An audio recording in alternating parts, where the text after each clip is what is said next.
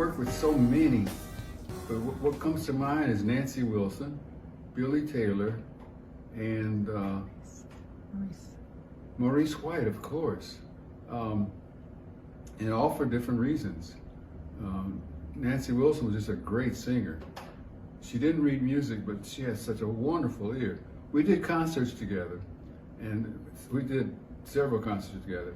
And sometimes, just because I was being naughty, I would change keys or do something with the arrangement, and her ear was so great, she would follow me whatever I did and kind of look back at me and smile. We had a lot of fun together. Maurice White, he says, he was with my second trio, and one day he said, Ramsey, I'm going to leave and form my own group in the next several months. And I said, oh, great, Maurice, so you have a quintet, you're going to play jazz? And he said, no, I'm going to do magic, we're going to dance, and we're going to do these wonderful things. He named about 4 or 5 things that could do. I said, Maurice, take a couple aspirin, lay down, and get some rest. Of course, Maurice White went on to be one of the greatest groups ever. And he called me. They were on the road. They were in New York City. They had just sold out Madison Square Garden. Hello, Madison Square Garden. I was in Washington, D.C., and we had played a small auditorium. He called me, and he says, hey, Ramsey, how you doing? So we went through pleasantries, and he says, I got a song for you. And I said, oh, really? And he says, it's going to be bigger than the in crowd. I said, Maurice, come on. I know he didn't drink, but I just said, what have you been drinking? And he laughed, and he says, what are you doing? Well, he met me in Chicago after that, and we recorded a song, and he thought that was going to be the biggest song ever. But before, it was called Hot Dog It. And I said, that's it, huh? He said, yeah, okay, see you later. They started packing up, but while they were packing up, he says, oh, I got this other little melody. It's just a melody, so there'll be a lot of soloing, okay? I said, okay.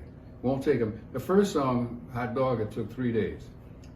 The second one took about 4 hours because there was soloing. And the melody, solo, melody, solo. So I said, what are you going to call that? He said, don't worry about it. It'll be an album tune. You know, you won't get any airplay, but it'll be on the album. What are you going to call it? Just call it Sun Goddess. Well, we know what Sun Goddess went on to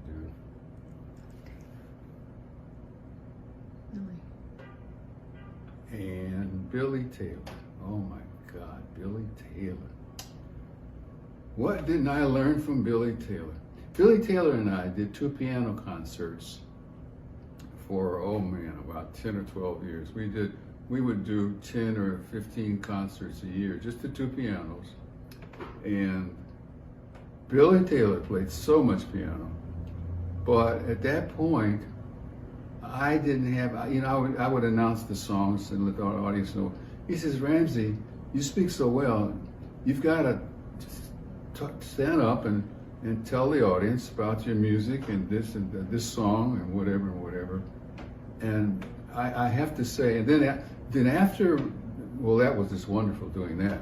But then on the plane, as we traveled to play the next concert, he would share some of the stories with me.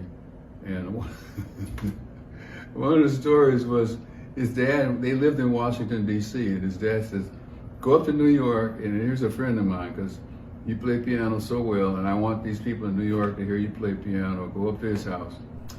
Ramsey Lewis, a jazz pianist, unexpectedly became a very huge pop star when his recording of The In Crowd reached top 10 in 1965, who remained musically active for more than half a century. He has died actually on Monday at his home peacefully in Chicago. He was just 87 years old. Very devastating news indeed. His death actually was announced by his wife, Janet Lewis, and no cause of death was given. Mr. Lewis, who had been leading his own group since 1956, had recorded with the revered drummer Max Erwach and was well known in jazz circles, but little known elsewhere, where he and his trio L.D. Young on bass and the Red Holt on drums recorded a live album at the Bohemia Caverns in Washington in May 1965. The album actually included a version of the In Crowd, which had been a hit for the R&B singer Dobie Gray just a few months earlier, and which was released as a single. This caught the attention of so many people, and indeed Ramsey became a huge star. The instrumental records were a reality on the pop charts at the time, and jazz records, to be specifically even more so, was not really so common at that time. But the infectious groove of Mr. Lewis' bluesy piano work and the ecstatic crowd reaction helped him to make the Ramsey Lewis trio rendition of the In Crowd a staple song on radio stations and jukeboxes across the country, not only in the US but also in Australia and Europe. It eventually reached number 5 on the Billboard Hot 100, 8 points higher than the Dobie Gray original had reached. This actually made him even more popular and his band. Two more singles in a similar vein quickly followed, covers of Hang On Sloppy, which had been number 1 on the hit for the McCoys in 1965-1966, and the Beatles, A Hard Day's Night. Both In Crowd and Hang On Sloppy won Grammy Awards. After Mr. Young and Mr. Holt left to form their own group, Mr. Lewis formed a new trio with Cleveland Eaton on bass and Maurice White, whom he really regards so highly, and later founded the Earth, Wind and Fire on the drums. Actually, this was really so awesome that it caught even the attention of more people, and the crowd became bigger, and he also became more bigger in the alt industry. The group had actually a top 40 hit in 1966 with a version of the spiritual Wade in the Water, and that proved to be the end of Mr. Lewis' career as a purveyor of hit singles, but it was far from the end of his career as a jazz musician.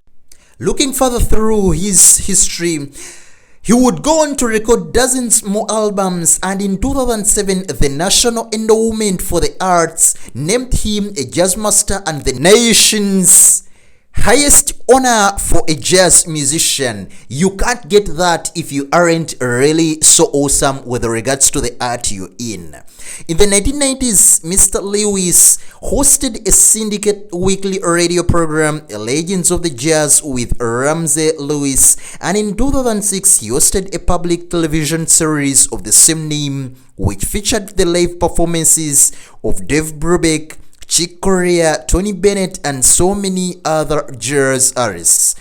In this moment in time, we are sending our deepest condolences to the family, friends, the wife, plus we, the fans, who have really lost a huge talented legend. Rest in power, the king.